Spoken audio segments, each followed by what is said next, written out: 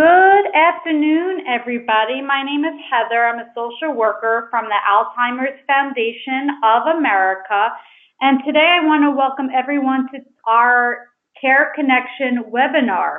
Today we have a very special guest speaker. Her name is Ana Ortigara, and she's a registered nurse as well as a fellow in Academy of Nursing. She has focused her practice in the field of gerontology and Alzheimer's disease for the past 30 years. Currently, Ana is an organization change consultant for PHI, working with long-term care organizations to implement a coaching approach to transformation. She has worked with older adults in nursing homes, subacute care, adult daycare, acute care, and home care settings. Today, she will be speaking about supporting well-being for a person with dementia and their care partner. So without further ado, I would like to welcome Ana. And before we introduce Ana, just a very quick reminder, throughout this presentation, we will be in listen-only mode. At the end of the presentation, you'll have the chance to type in questions, comments, or concerns on the right-hand side under questions. In addition, we have included handouts for you to print out or save to your desktop. Again, this will be in listen-only mode, and when Ana is done, she'll let me know, and that's when we'll be taking questions. Thank you, and now we'll begin our presentation. Hello, Heather, thank you so much. And I'm excited to be here today and have a chance to talk about a really particular special part of thinking about the person living with dementia that impacts our relationship and supports them to really navigate this journey. So I am a clinical professional. I've hung out in aging and long-term care for, as Heather said, 30 years, but I've also been a family caregiver and a family member who has had the opportunity to see this journey for the person living with dementia from a kind of different perspective through a long established relationship with individuals and to know them, having known them well throughout their life, and now to be with them as they're experiencing dementia. So today I'm hoping to be able to share a little bit about both of those things, both my professional perspective as well as a family member who's been a care partner, and hopefully a chance to see the world in multiple ways through multiple prisms. I want to talk a little bit, a quick reminder to start here. The whole notion of changing cognition, our memory and our thinking, it's huge, it's cosmic. And we think about just forgetfulness.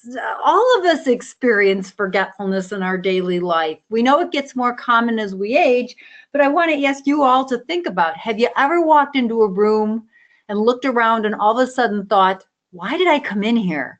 Or something that's been happening to me more frequently, I'm in a conversation with someone, and something else happens, like your phone rings or something in the room, and you put it aside, and when you bring your brain back into the moment, you're thinking, what were we talking about? Or where was I? That kind of irritation. And you know what? Forgetfulness is inconvenient and it's frustrating, but that's not really what we're talking about, is it? We're talking about something that's more than that. We're talking about a change that's so significant, it starts to get in the way of your everyday life.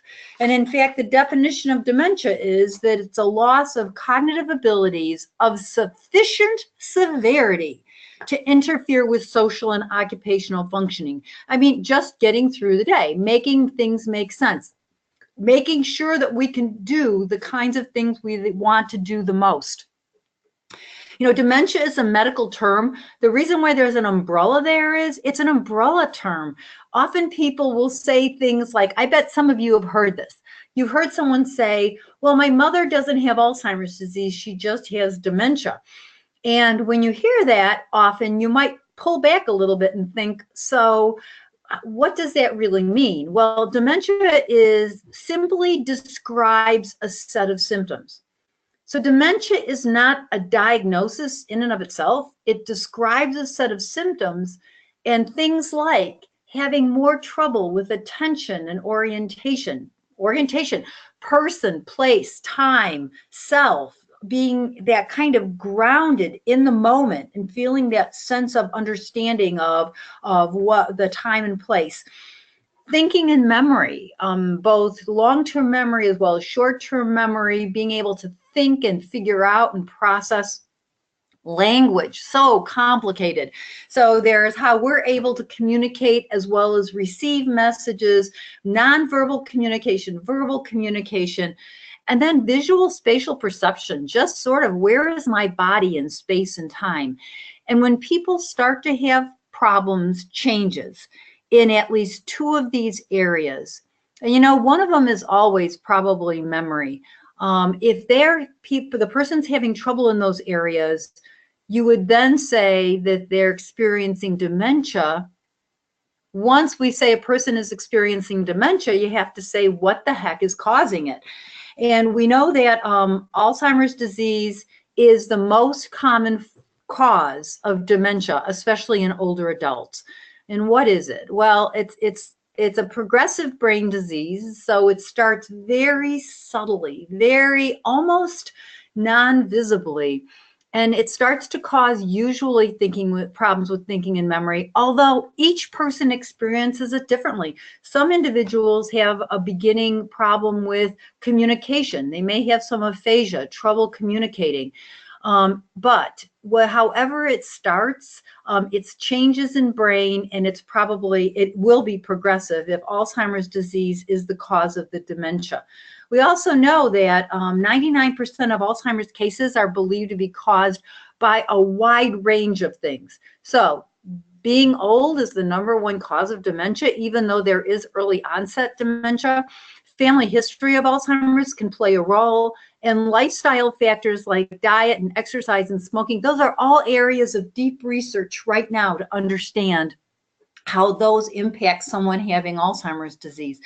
I will say that some people will say that if you do things that are good for your heart, they're good for your brain. And so things like exercise and not smoking and healthy Mediterranean diet, those are all great. However, we also don't know exactly to what extent having those good practices will avoid you getting Alzheimer's disease. So Alzheimer's is not the only cause of dementia, certainly. There is other causes, but it's the most common. So things that affect the frontal part of your brain, the frontal temporal lobes, those can cause dementia. People sometimes Lewy body disease, which is also then related to Parkinson's disease. So movement disorders, those can end up causing dementia. Small strokes or stroke can cause dementia. So there are many things that can cause dementia, but that's really, believe it or not, not really what we're going to talk about today.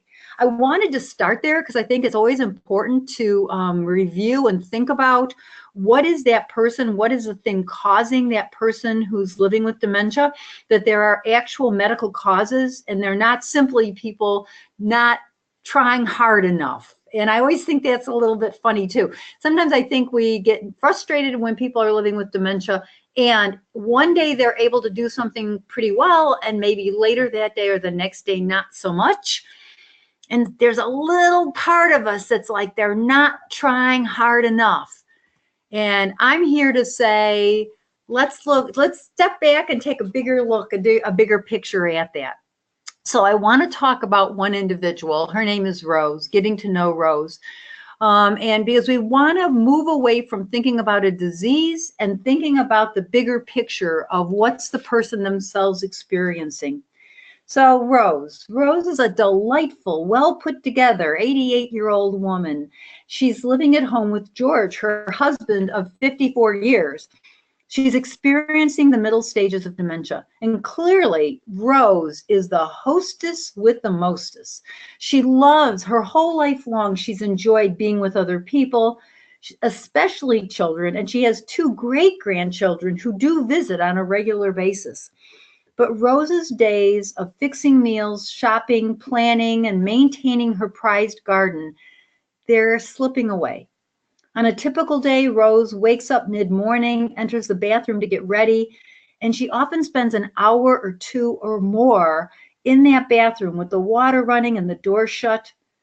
She looks at the towel and the soap and the water and sometimes feels a little confused about how to use them and how to finish her bathing. Finally, George, in frustration, knocks on the door and asks, what is she doing in there? And he does. It's like, Rose, what are you doing in there? Well, on Sunday afternoons, her son and daughters bring dinner to share most weeks. As people chat around about things, Rose sits at the table but seems separated from the loud, quick conversations. More and more, she seems disengaged and seems to withdraw and is not really a part of those conversations with her family. You'd think that being surrounded by loving, caring family is so wonderful in so many ways, but Rose is increasingly getting distanced. Sometimes she's alone in a crowd. Rose has so much more life left to live, but is getting frustrated and increasingly anxious. George is unsure and frustrated by his new role as a caregiver, and also George is mourning the roles that he's lost. What do we have to learn from George and Rose? What could well-being look like for both of them? And that's what I'd like to talk about today. So just to say, what each one of us probably wants and deserves is to be recognized as a person of worth. That we're known for our life history, what we've done and what our life has represented to us.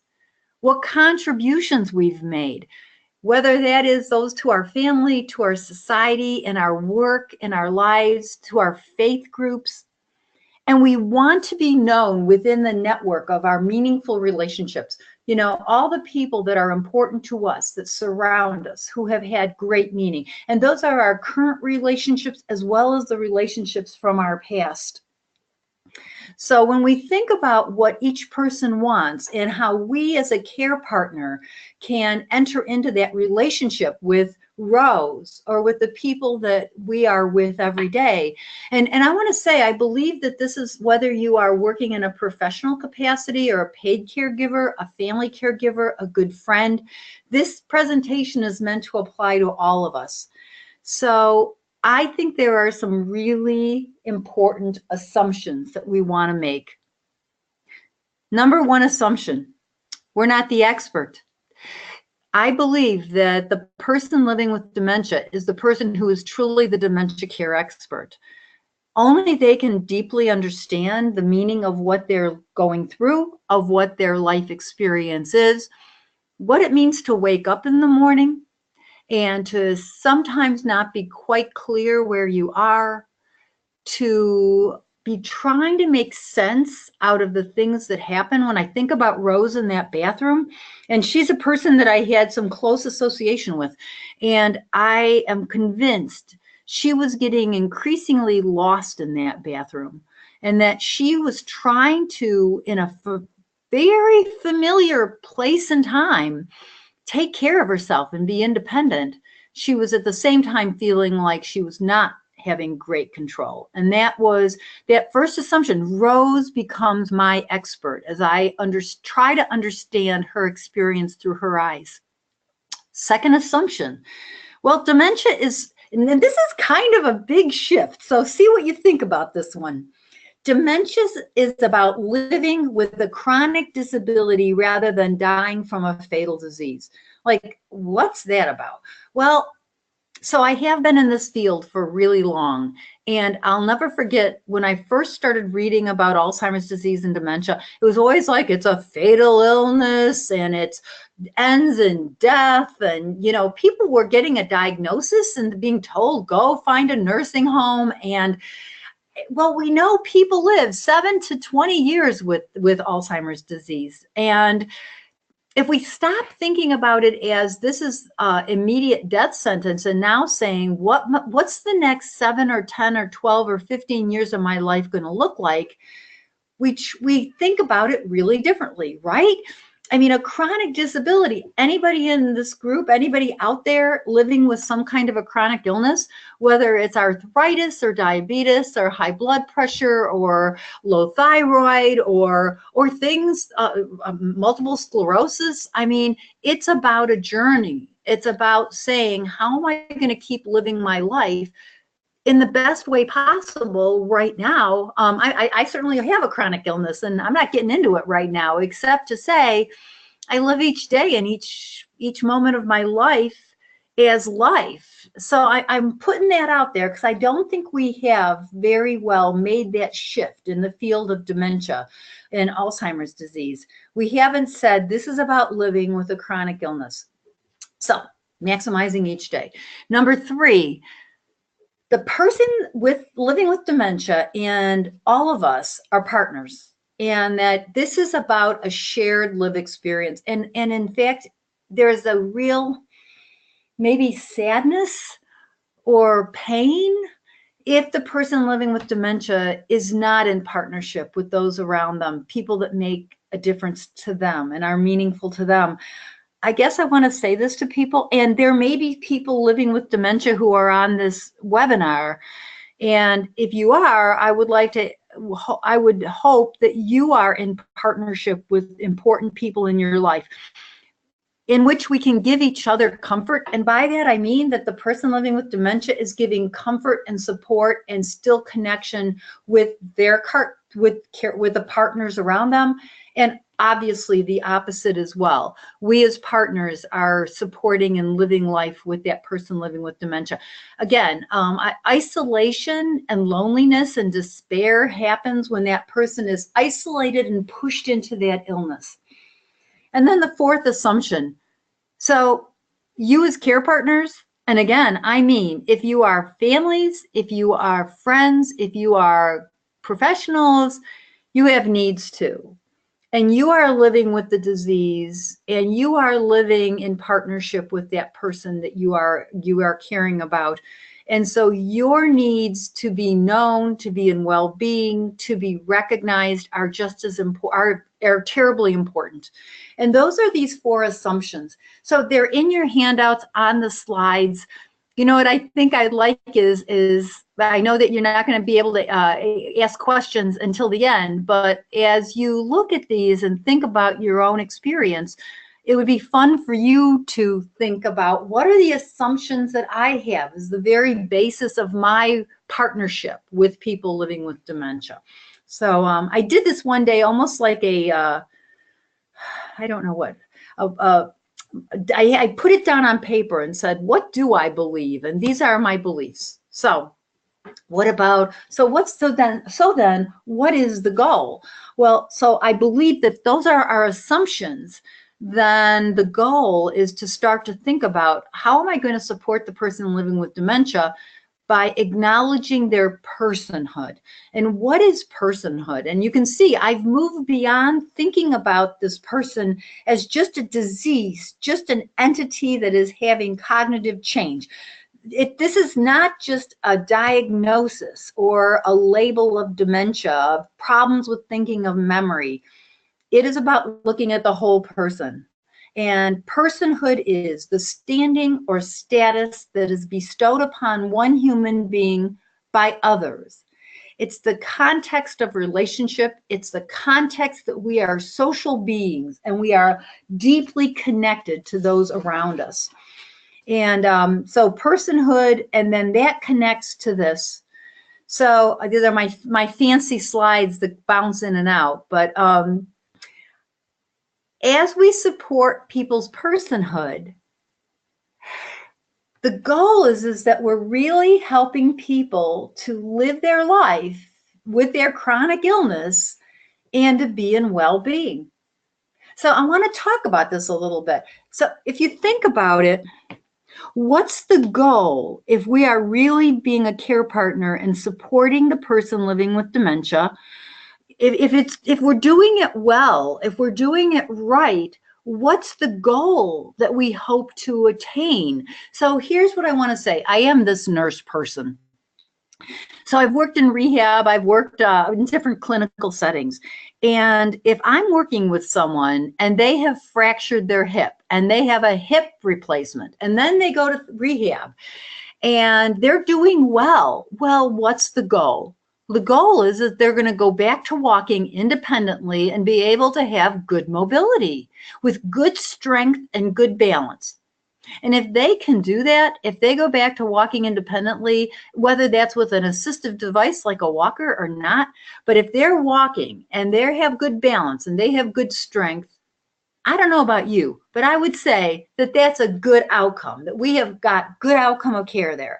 And if somebody has skin breakdown, a wound, and we work with them and we do wound healing and we, whatever that intervention is, and it may even take quite a bit of time, but eventually that wound heals and they have good skin integrity, they have good nutritional status, they don't have pain.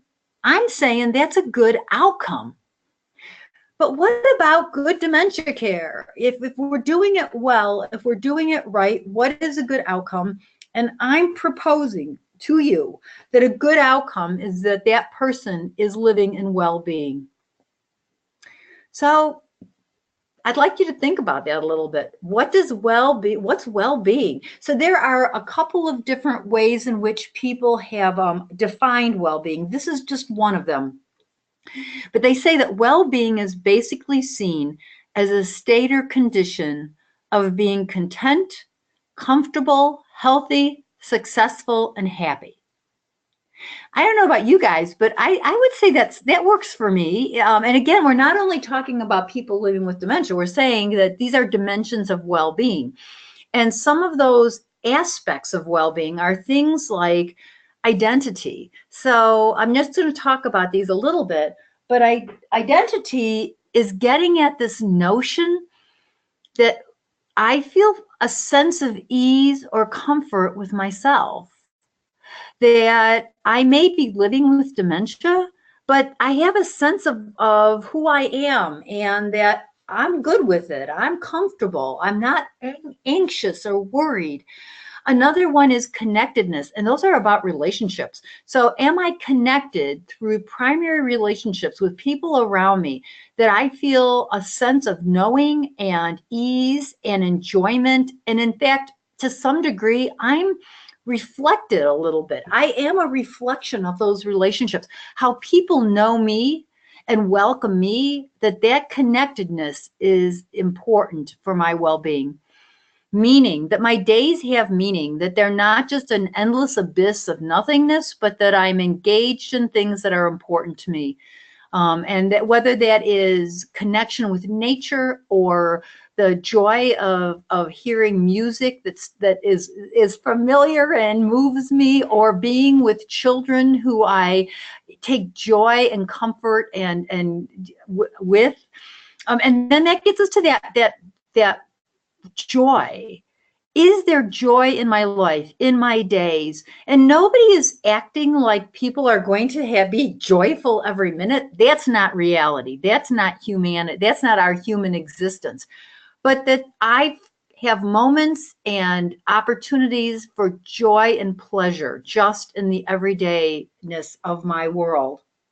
So when you think about this, we're saying that the goal of dementia care is to support people to be in well-being, and that these are aspects of well-being. When these needs are well met, my need for growth or joy or connection, relationship, security, identity, when those are being well met, I am able to be in well-being. And again, this is a kind of an interesting way of thinking about things, maybe a little bit different than you've seen before. I'll acknowledge I just love someone named Tom Kitwood. He did a lot of writing in the 90s. Unfortunately, he had a untimely death, but he wrote a book that has become sort of the basis for what almost everybody else writes about. His book is called Dementia Reconsidered, The Person Comes First. And I'm just telling you, if you're looking for an amazing resource, and you can get it off Amazon.com, and I get absolutely no financial cut from his books, but I think it's a lovely, lovely book if it's something that might be interesting to you, if you're looking for a resource. So what Kitwood said was, when we support someone to be in well-being, if they're in well-being, we can tell they're in well-being. In fact, well-being is not just an absence of ill-being. It's not just someone sitting there and staring at the wall and not being upset. well-being is an active, rich process. And he talks about these indicators. And I'm not going to say these are the only indicators, but let's talk about a couple of them. As he is saying that these show you that the person is experienced, that a person may be experiencing well-being. So how about this? Able to initiate social contact. If I feel comfortable and feel a good sense of identity and connection, I'm able to be with other people and reach out and connect and be social because I feel okay. And because of that, I feel comfortable reaching out and connecting with you. Able to relax, just a sense of well-being and taking a deep breath and just settling in. How about uses humor? I love, and I always think about a gentleman that I spent time with in a care setting, and his name was John. And one day I was helping him wash up, and I handed him a washcloth, and I said, John, here, wash your eyes out. And John took the washcloth, and he said, if I wash my eyes out, I can't see. And he absolutely was saying that with humor. I was like, you know what, you're right. And I'm just saying that moment of being able to be humorous and see the humor in a moment, to be able to laugh is powerful well-being. Creativity and self-expression. Can I just say, I'm overwhelmed with how music has touched so many people. And I'm thinking many of you on this call, maybe some of you, are familiar with the program Music and Memory. I want to really acknowledge the work of Dan Cohen. And if you aren't, just Google Music and Memory, and you'll have a chance to see some films of individuals even late in a process of dementia who can connect and literally refine some of their own identity and their personhood through music that is meaningful to them. So one last one that I think is important, and that is this one about shows acceptance of other people who are living with dementia.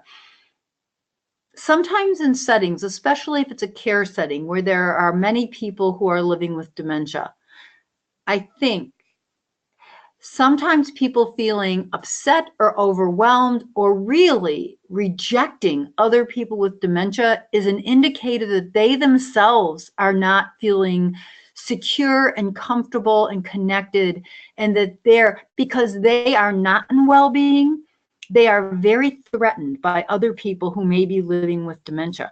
And so I just am bringing that because when I feel very safe and joyful and accepted and loved, I am so much more able to then be open to all the people around me and the needs that they might have.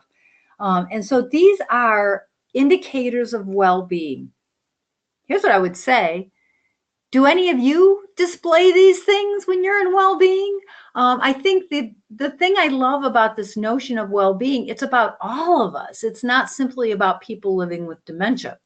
And yet, if a person is living with dementia, it really is our responsibility to be their care partner and to recognize when they are in well-being, and in fact, when maybe they're not in well-being. And so the opposite, as you could guess, the opposite of well-being is ill-being. And Kitwood really talked about this notion that ill-being is not simply, it's not just a blip of the disease. It's not just because a person has a brain disease and because of that they get all upset or anxious or angry or agitated. And we are rejecting that. We're saying that when someone is experiencing ill-being, it means something. It means that they are communicating with us, that they are in distress, that they are not okay. And if we are their care partner, if we are willing to be a partner with them, then we are taking their ill-being really seriously. And we're asking ourselves and trying to understand, what is that ill-being telling us about where they're at? Because they are not having, and sometimes people talk about this, that they have an unmet need. And their unmet need is literally what is being displayed. It's being demonstrated through these indicators of ill-being. So apathy, sadness, anxiety, sustained anger. No one is saying that people don't have a right to get angry about something. In fact, I would argue that's our human right to get frustrated or angry. But when you talk about people having sustained anger that just does not resolve, I would I would I would say that that is an indicator of ill-being. People being fearful, people withdrawing, all of those things are telling us, they're telling us something. Something is going on for that individual. So, once we start to think about, well, a person is experiencing the goal of being a partner with someone who is living the journey of Alzheimer's or dementia is to know them well and believe that well-being is the goal of what dementia care is about. And then we said we want to understand, what does it look like to be in well-being and ill-being, and how are we going to understand that for each individual person? Because that's another thing. Each person experiences well-being and ill-being in their own ways. Don't we? I have to say, I have the most ridiculous laugh that's almost rude. When I'm truly laughing, I can hardly breathe. And another person has a gentle twitter or just a warm smile, and we're all demonstrating well-being in our own way. I'll also admit, I'm not the biggest animal lover in the world. So although I think a puppy is cute, it doesn't do that much for me. And yet there's a lady, Gertrude, that I used to be with quite a bit, who was living and experiencing dementia. And I knew her mostly in the later stages, and we had puppies that came to the care setting that I worked at. She came alive. When Gertrude could hold a puppy, one day I just have a picture of her holding this Cocker Spaniel, buff and white puppy, and I saw her transform into well-being in a way I never saw any other time. And I think about what a wonderful thing for her to have moments of that extreme well-being. And in fact, we worked very hard to be able to have that puppy come back on a regular basis because it was so important for Gertrude. If we had been even a more evolved place, maybe we would have had that puppy living at that home, and that was not true at that time. But something to think about. If that's the thing that gives Gertrude that amount of well-being, how are we making that live for her all the time? So I want to say, how we try to understand people's well-being. This is a framework that I created with a friend of mine, my good buddy Cian Eppelheimer. And we said that to support well-being, and you see that right in the middle, there's ways in which we're going to do that. And it's going to be through the relationships we have with people. It's going to think about what are the areas in which that person really wants to have choice and control. How are we going to commit to deeply knowing that person, being well known? And if you're a family member, you're probably saying, I think I know them very well. And that's true, but what are the things that were very important to that person throughout their life? And then the other thing is, in every day that people have opportunities for meaningful life and engagement, so that they have meaningful, purposeful things that are important for them. And that's everything from how they take care of themselves through their bathing and dressing and enjoying their meal, to being outside, to having opportunities for some of the other indicators of well-being we talk to, whether that's music or children or pets or just the joy of interacting in daily life.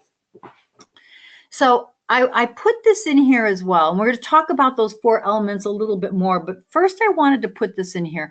There's some interesting work that's been done in the last 10 years that's really, we always say this, the person living with dementia, each person experiences it very differently, very uniquely. And so, in fact, early on, people started saying, if you know one person living with dementia, you know one person living with dementia, because of this vast uniqueness. Oh, okay, maybe everyone has memory loss and confusion and more trouble thinking. Yes, I know that. But the actual lived experience can be quite different. And some work has been done to say, people have different awareness of the disease in their life, and in fact how they cope with it in their life can be really different. So there's and what's funny is early people would say, the once people have Alzheimer's disease, they don't know that they have Alzheimer's disease, or they don't know that this is going on. And I bet many of you have said that's not true at all. There's often a deep awareness that there is something changing. Sometimes it's the person can verbalize and say, I can't remember well anymore, or I'm having trouble learning new things, or I'm not able to do what I used to do. And other people don't seem to have quite as much awareness.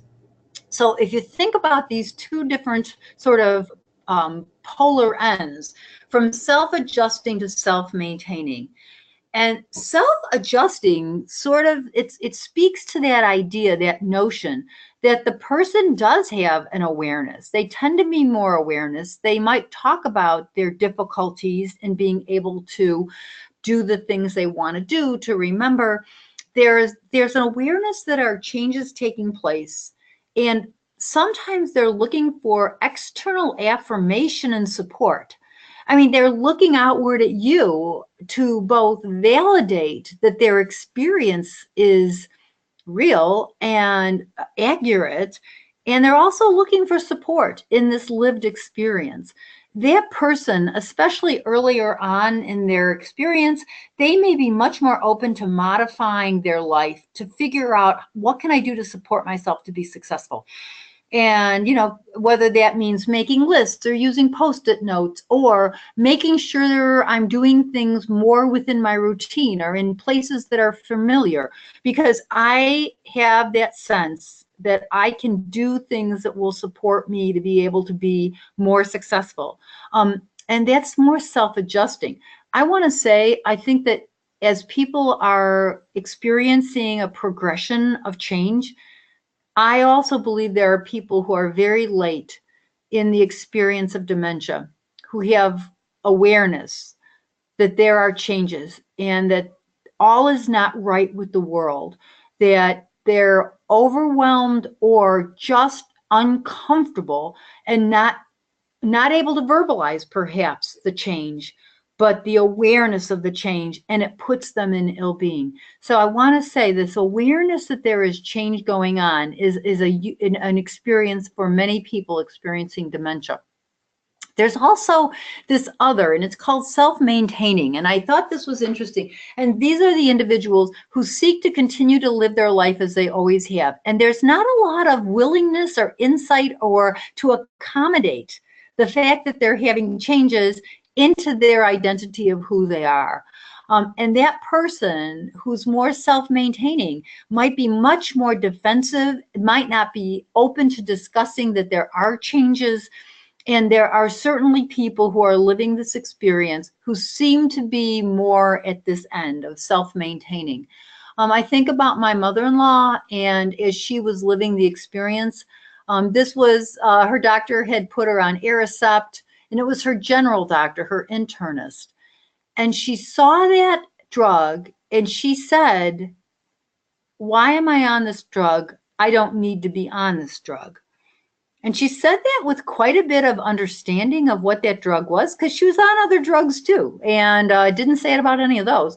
And I always felt like there was this degree of understanding that this was something that she was not open to thinking about or to integrating into a kind of an awareness.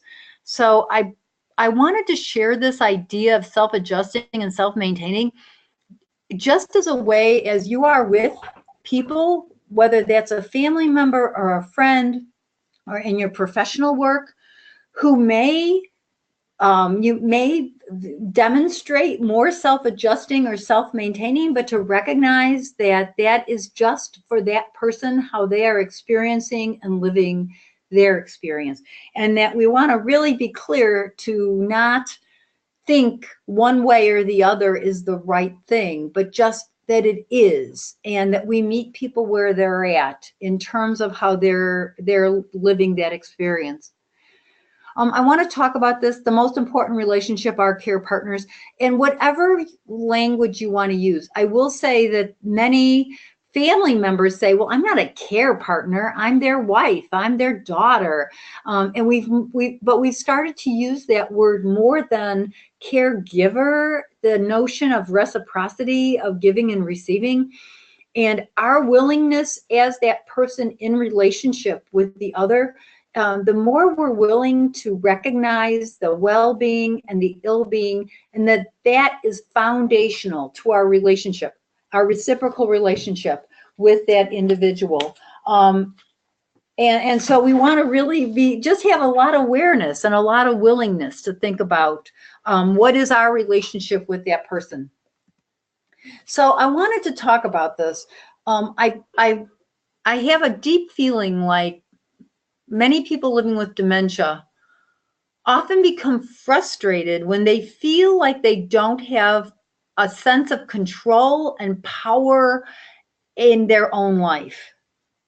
As a person is living with dementia, often they're losing, they're not having, people are not acknowledging and giving, not supporting their choices, their wishes, because we become caregivers, care partners, and often we're really coming from a place of, I know best. And in fact, I have to be in control because you can't be in control. And so I'm going to manage this. And then we see people pushing back against that and sometimes becoming frustrated or angry or overwhelmed. So I'm going to ask us to think about, what does it mean to have control in our own lives? So do you have control and choice in your life? What ways do you have control? Do you control everything in your life? Probably not. But what are the things you don't have control over? And what are the things that you say, this is absolutely, I don't have to have control over everything. But in this area or around this thing, I do need to be in control. So as we are with that person that we are caring with and for, who is living with dementia, what can we learn from them? What are the areas that seem important to them to be in control? How are we modifying ourselves to support that control? And we'll talk about that a little bit. So I want you to think about this a minute. You wake up tomorrow morning and you're receiving care from someone. I mean, it might be at home, it might be in a care setting. You look deeply into the eyes of that person, and they're your care partner. So what would be the most important thing for you to be in control of to support your well-being? And what would be intolerable for you to lose control over? And I'm going to ask you all, I know you're sitting and you can't even talk right now, but I want you to write down, if you've got a piece of paper in front of you, I'd like you to write down for yourself, think a minute, what would be the most important thing for you to control in your life? What would be intolerable for you to lose control over? So take a second and think about that.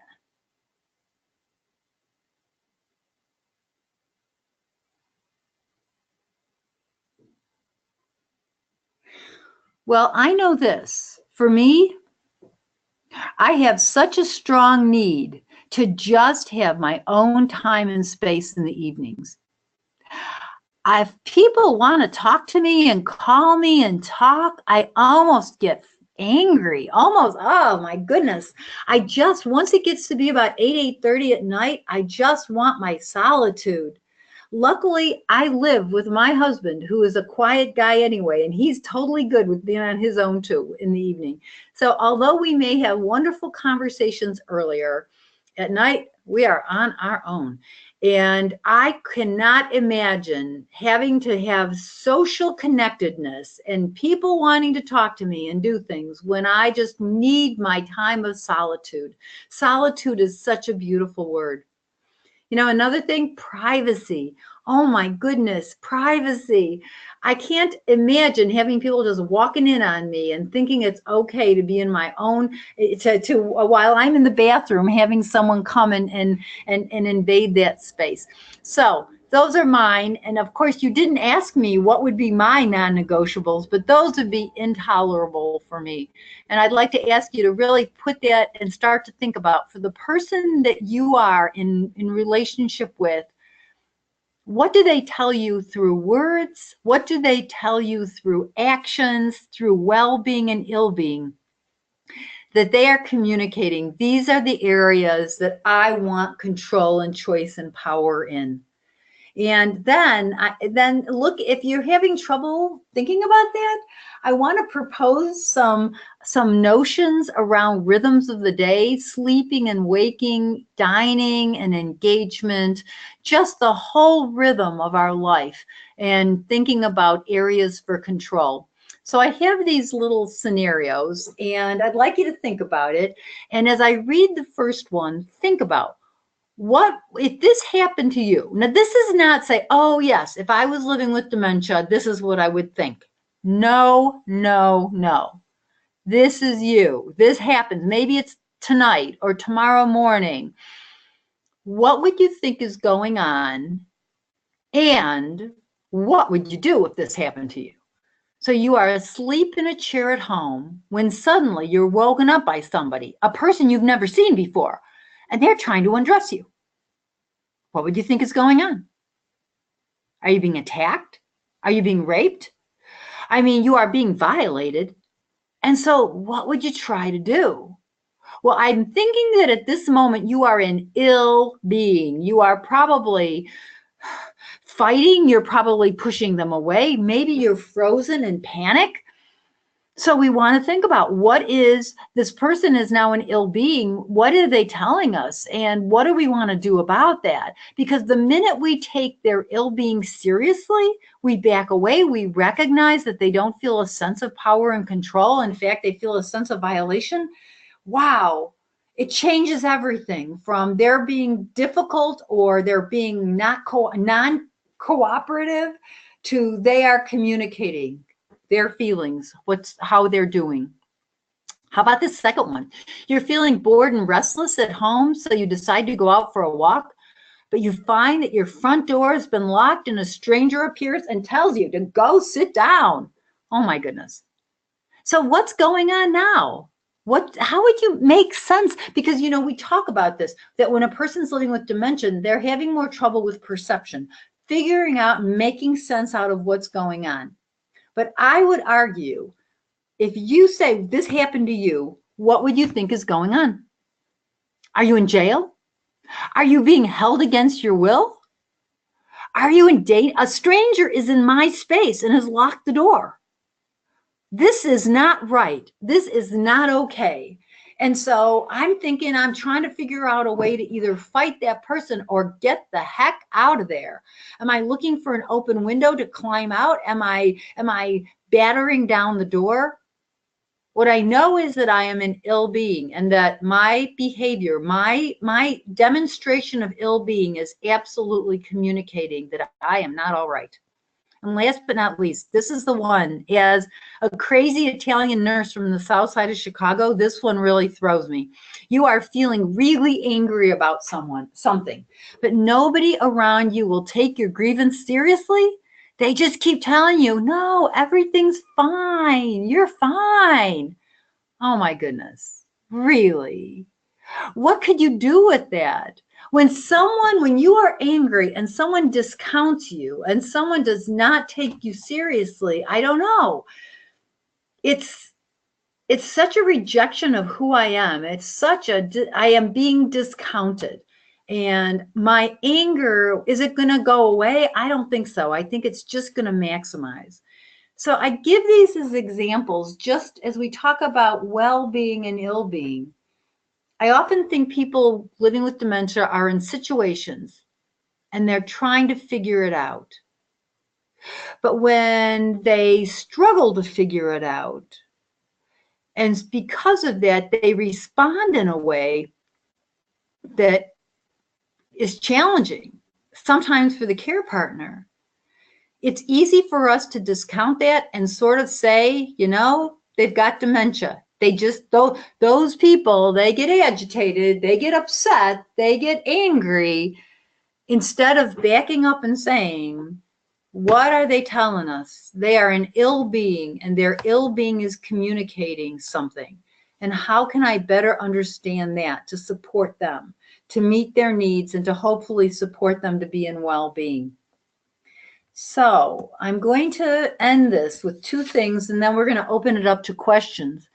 So I love this quote. This is by Michael Ignatieff, and he's a kind of a ethical writer. And anyway, he said, there are few presumptions in human relationships more dangerous than the idea that one knows what another human being needs better than they do themselves.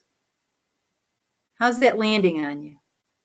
You know, I think that's an easy saying when we're talking about people who aren't having any changes in thinking and memory. But I'm going to challenge us to say the person living with memory loss and thinking and dementia, they also know a whole heck of a lot about what they need, and that they want to communicate that with us through our partnerships all the time. And we want to stay open to that, because after all, the goal is to support that person to live in well-being. So I guess I'd start. Is there one thing that you heard today that you think might be useful in your journey in being with people who are living with dementia, or if you are a person living with dementia, that might be interesting for you as an insight?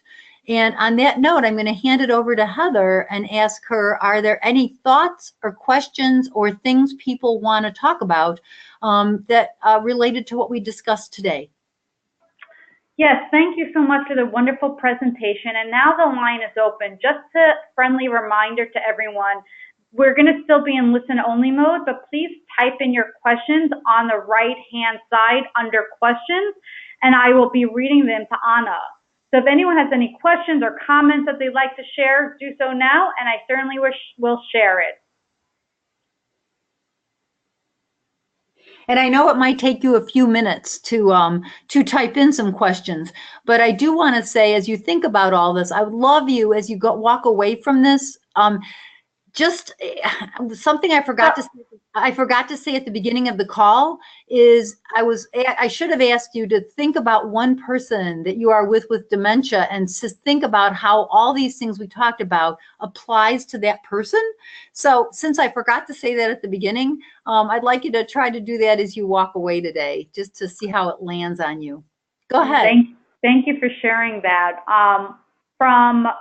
We have a comment. I think the questions you asked at the end were very powerful. And so the person really appreciated the questions that were asked at the end. We're still waiting for other questions to trickle in. You're right, it does take time. Right. And I think those are powerful too. I'll admit to you, I did not write those myself. I did some education with those people, Tom Kitwood and that group at the dementia group in Bradford in England.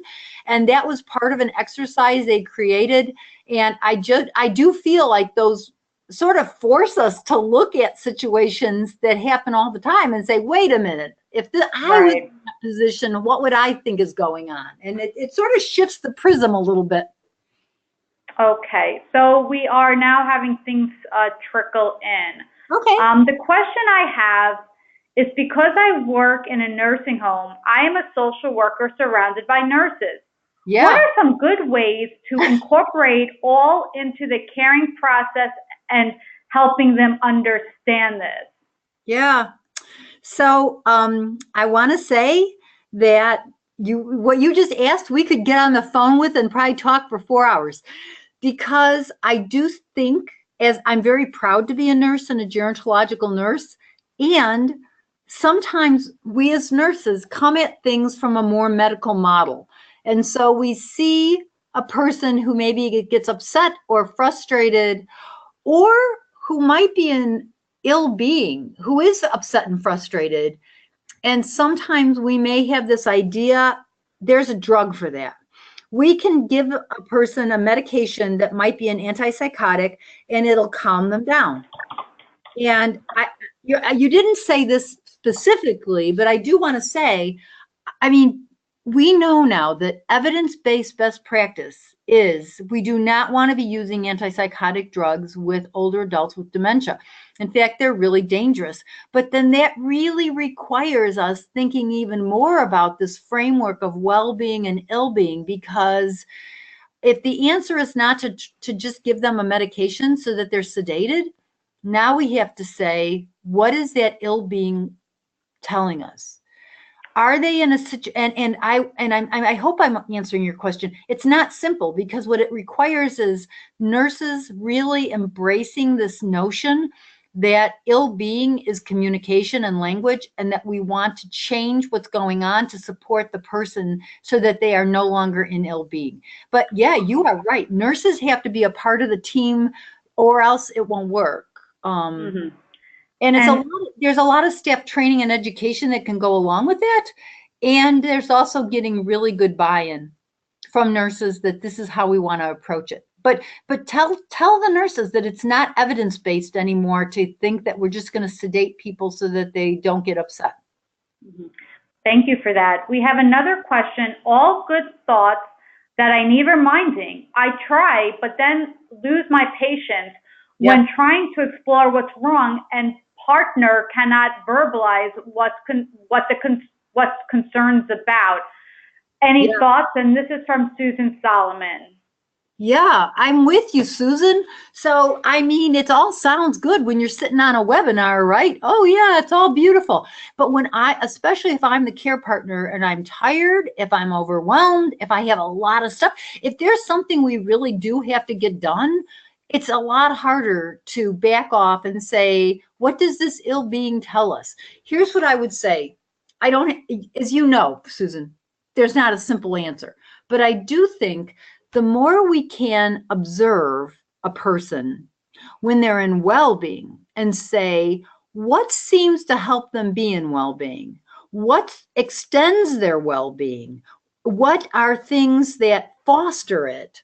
That can actually help us then when the person is not in well-being, not in control. And I say that because and this kind of a little bit of a theory. I have a theory.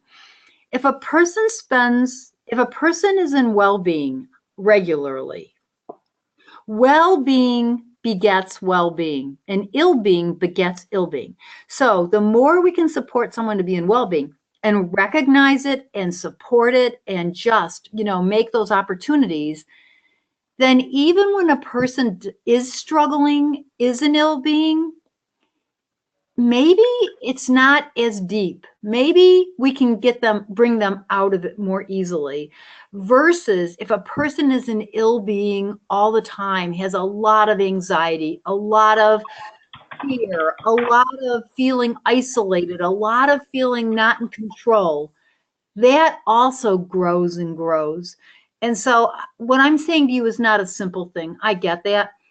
The more we recognize the well-being as an actual state and that we are working to help expand that, I do think that helps balance better with them, we're more ready if a person then is in a place of ill-being to help bring them back past that. Thank you so much. And I know we are approaching 2 o'clock. Is it okay if we spend a couple more moments to answer some more questions? Is that okay? Or do you need to get off the line? It's okay with me. Okay. So I have another question. What if you are working, and we do have a couple more questions if that's okay. That's okay, Anna? It is. I have another 5 minutes or so. Okay, perfect. What if you're working at a nursing facility and want to begin focusing more, you want to be focusing more on the needs of my dementia residents? How would I get started? So I would say one of the things I think is really important is to make sure you are gathering, and you have to include people in this. So you need to include the care partners, the CNAs, all staff, in really doing wonderful getting to know you profiles. And what I mean by that is, so all staff need to get to know, who is this person now? What's their life been like? Who were important people in their life? What did they do? What do they enjoy? Because I think it's tricky. And I've worked in care settings a lot in my career. We kind of meet the person in the moment. And yeah, we know that they used to be a teacher, but we don't really get to know them deeply. And so then it's sort of like, well, they're just sort of who they are right now in the moment, but they're not. They're an entire life.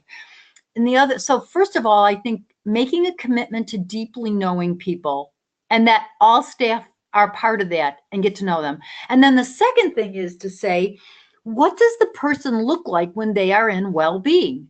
And that you actually have staff who start to have conversations about that and say, I noticed that when John when there's music, John just does so well. He just dances, he moves, he sings. That is when he's in well-being. And I noticed that Lucy, when her husband is with her, she feels safe and secure and she's relaxed and she smiles. That staff themselves build a profile for each person. What does well-being look like for them? When are they in well-being? What shoves them into ill-being? Because I know this sounds goofy, but we don't talk that way. We don't speak that way. And I think that this is about creating a whole different language of getting to know both people throughout their life. And then what are the things that give them meaning and purpose and well-being now? So I know that sounds like a big deal, but I think it is a big deal. I think it's a culture change. Thank you so much. Can you talk a bit more about the reciprocal relationship for care partners? As my care partner is advancing in her Alzheimer's, it does not feel reciprocal at all. It feels very one-sided. How do I juggle this? Yeah. Yeah, because I'm sure it does feel one-sided. You are probably, I don't know if you're a family caregiver or in a work situation, but you are doing a whole heck of a lot of work. And it takes a lot of energy and it's probably exhausting. And nobody just walking around looking at you and saying, so how do I support you to be in well-being? And I really want to acknowledge that. So it's not easy. I do believe the reciprocity part comes in openness to saying, so how is the stuff I'm doing really, what rewards do I feel? How do I know that I am doing a good job? What is it that I'm doing? What is this person giving back to me? Even if it feels like at first blush, it's not a lot. But are they relaxed and comfortable after I've helped them with bathing? Are they enjoying eating this food that I've prepared for them?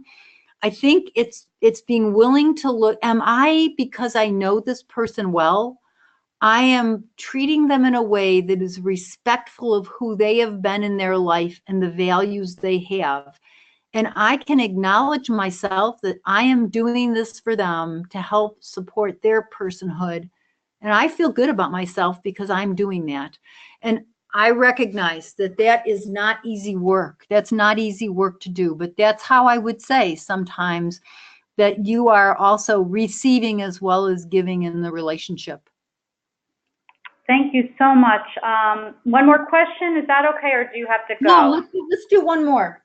Okay, so this is like a combination question.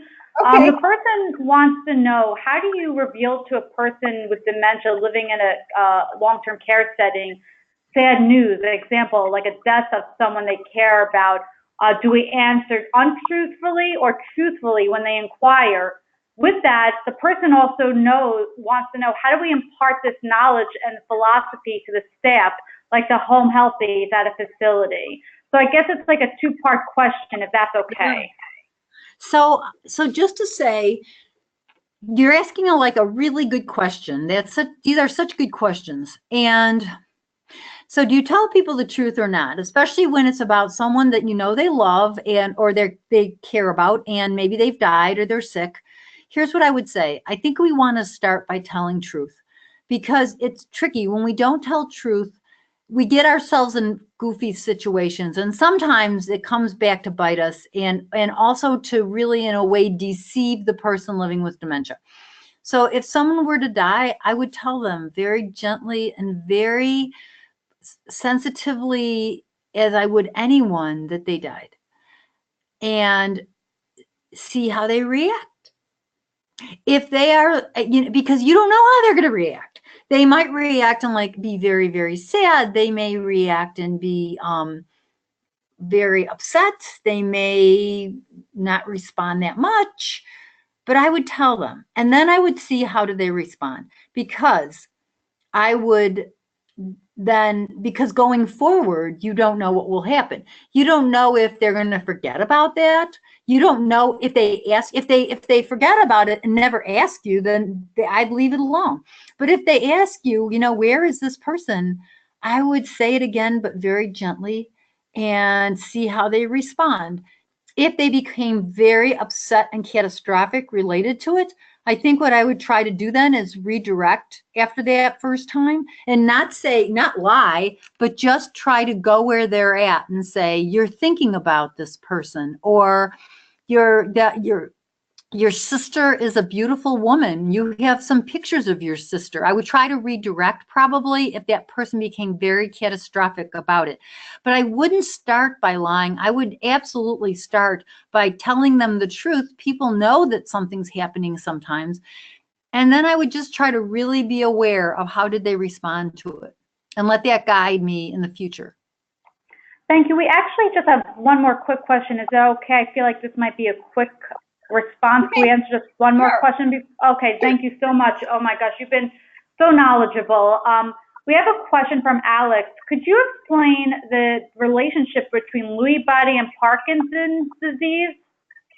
Yeah, I can. I mean, I can. At least I can do it in a kind of a simple way. I will admit I am not a neuroscientist, but so there are these things called Lewy bodies, and they're these proteins in the brain, or these these things in the brain. And when somebody has Parkinson's disease, they have these changes, but they're inside of a part of the brain called the substantia nigra, and that's where the changes happen. But when they happen, these same Lewy bodies that are outside of the substantia nigra, which again is a part of the brain, they they call it Lewy body, and if they're having dementia related to it, they call it Lewy body dementia. But in both cases, people tend to have some changes in their movement. So they're neuromuscular, so walking and rigidity. So Parkinson's disease is different than Lewy body dementia. They have some of the same changes. In both cases, they get these Lewy bodies in the brain, and they both definitely relate to neuromuscular, walking, balance, rigidity, those symptoms. But and people with Parkinson's may develop dementia later in the disease, or may not. Not everyone with Parkinson's develops dementia, but if you have Lewy body dementia, then it is related to, then that person is experiencing dementia. And I want to say this, that might have sounded really confusing. So if you Google those, I know that you will also get some good explanations about what Lewy body dementia is, which might be more helpful to you. There's also the Lewy Body Dementia Association. They have an amazing website. And just like these questions had rolled in today, I encourage everyone on the line to call our helpline. We have licensed social workers Monday through Friday, 9 a.m. to 9 p.m. Eastern Time, and on Saturday from 9 a.m. to 1 p.m. Eastern Time at 866-232-8484, 866-232-8484. And I encourage all of you to call our helpline, and we'd be so happy to help. I want to thank you, Anna, for today's tremendous presentation. It was wonderful. I certainly learned something new, and I know others did too. We had wonderful questions and wonderful conversations. I want to welcome everyone back to next month's Care Connection. It will be on February 8th, and we'll have Dr. Ebony Green, and the topic will be spiritual wellness, spirituality, and cooperative caregiving. I want to have everyone come back and again reach out to our helpline if there are further questions. Have a great day. Anna, again, thank you so much for such a wonderful presentation. Good luck to all of you. Thank you so much. Bye-bye.